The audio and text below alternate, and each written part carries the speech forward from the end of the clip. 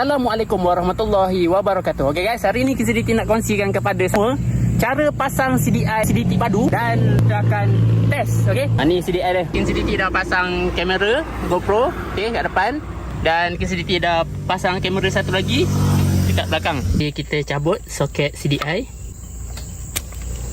Okay, ambil CDI CDT, pasang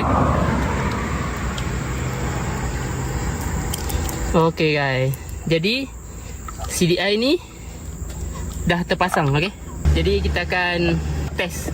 Ni KCDT selit sementara. Nanti nak pasang boleh pasang dekat sini. Okay, pasang saja boleh terus main pick up top speed. Okay, mana EFI buat motocrosser sangat sesuai padu lah. Api memang kuat. KCDT on dulu kamera. Okay, kita on kan, rakam. Okay, dah rakam. Kita akan on kan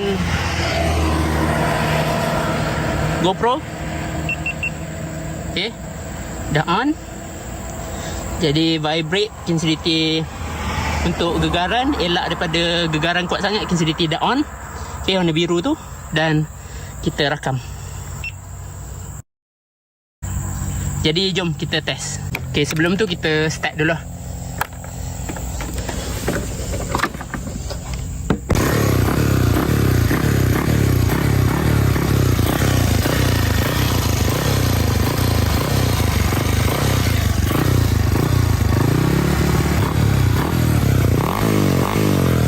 Okay, ada ringan. Okay, ada ringan.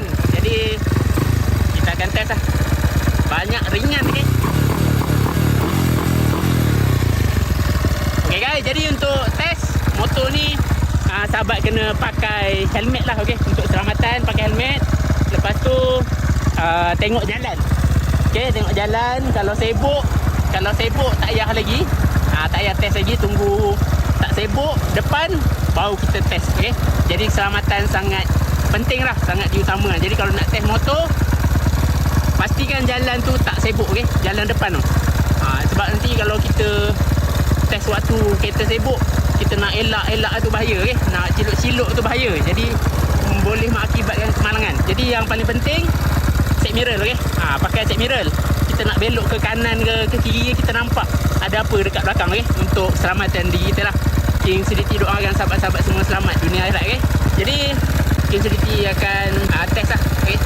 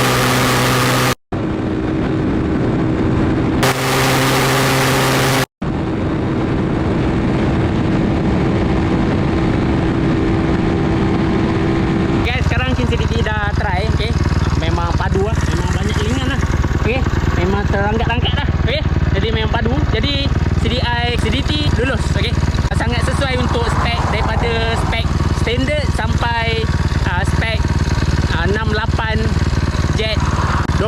Okay, jadi sangat sesuai lah, daripada engine standard sesuai pakai sampai spek 68 jet 12. Okay, 12 mm. Jadi sangat sesuai lah.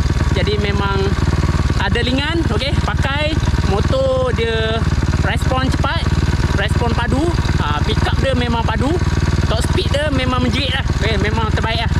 KCDT test tak sampai sekilo, okey. Lock throttle betul-betul kan. Jalan pumping bahaya. Jadi Kinselity test yang mana selamat lah, okey. Setakat ini saja perkongsian Kinselity. Berjumpa lagi di video yang akan datang. Jangan lupa solat dan baca Al-Quran. Jika belum subscribe